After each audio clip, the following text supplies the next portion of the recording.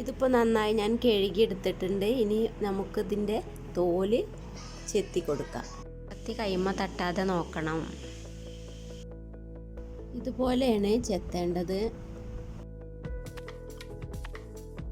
ഇനി നമുക്കിത് നടു മുറിച്ചിട്ട് ഇതിൻ്റെ കുരുവൊക്കെ ഒന്ന് മാറ്റി കൊടുക്കാം. അപ്പോൾ കുരുവൊക്കെ എടുത്തിട്ടുണ്ട്. ഇനി നമുക്കിത് ഒരു മിക്സിയുടെ ജാറിലേക്ക് ഇട്ട് കൊടുക്കാം. ഇനി ഇതിലേക്ക് നമുക്ക് പഞ്ചസാര ഇട്ട് കൊടുക്കാം. ഇനി ഇതിലേക്ക് ആവശ്യത്തിന് ബൂസ്റ്റ് പൊടി ഇട്ട് കൊടുക്കാം.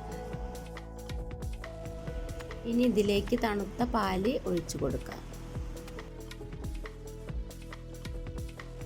ഇനി നമുക്കിതൊന്ന് അടിച്ചെടുക്കാം. ഇപ്പോൾ ഞാനിത് അടിച്ചെടുത്തിട്ടുണ്ട്. ഇനി ഗ്ലാസ്സിലേക്ക് സർവ് ചെയ്യാം.